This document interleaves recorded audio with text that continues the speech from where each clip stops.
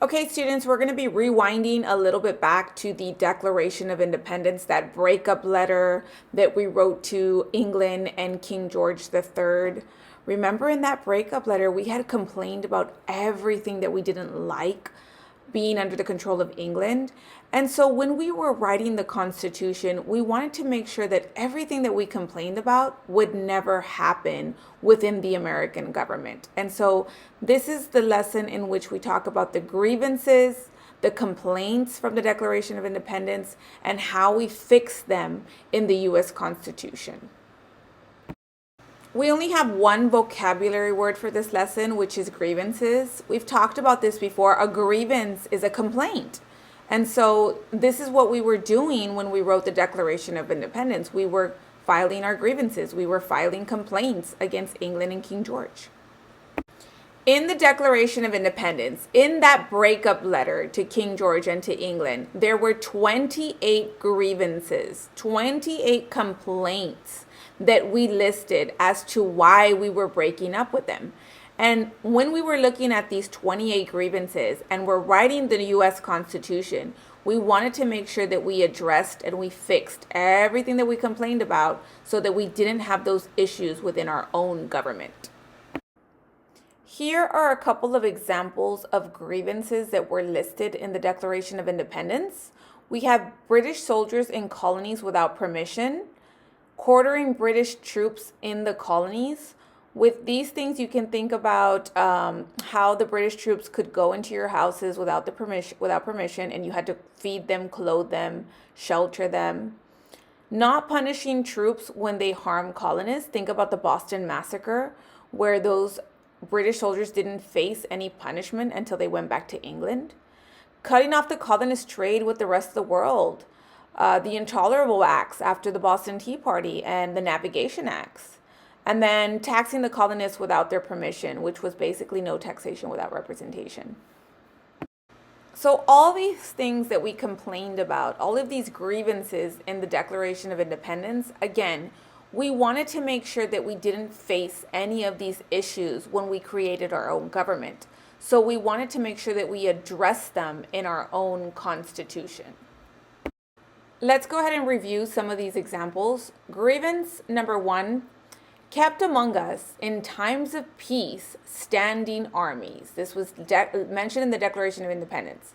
Quartering British troops in the colonies. So we complained about this in the Declaration of Independence. How do we fix it in our own Constitution?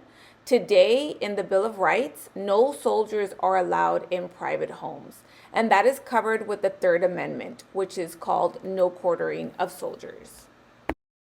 Another grievance that was listed in the Declaration of Independence, imposing taxes on us without our consent.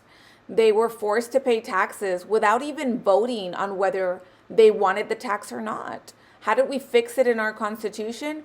We wanted to make sure that we could not be taxed without our permission. And so today, the only house that has the power to tax is going to be Congress.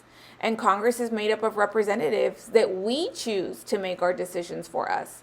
So really, we're voting whether we want these taxes or not. Another grievance, cutting off trade with all parts of the world. You can think about mercantilism, in which England was very greedy. You can think about the Navigation Acts, in which England told the colonists, you cannot trade with anyone but me. And so today, listed in the US Constitution, Congress actually controls trade with other countries. It's not up to one person to control our trade. So Congress decides who we trade with, how much we trade with, how long we trade for. All of those things are decided by Congress. Next grievance, depriving us of trial by jury. And so when we were under the control of England and King George III, we were not allowed a trial by jury in some cases. So when we're writing the US Constitution, in the Bill of Rights, we included that everyone has the right to trial by jury, and that is covered in the 6th and 7th Amendment. The last grievance is he refused to assent to laws, the most wholesome and necessary of the public good. In other words, he wouldn't pass necessary laws, or he would pass laws that could possibly hurt the people. And so today in the Constitution, the judicial branch actually gets to review all of the laws that are passed. And if it affects people in a negative way, they have the power to take off that law. That is actually called judicial review. Or if a law doesn't fall within the Constitution, they have that right as well, that power to take off that law.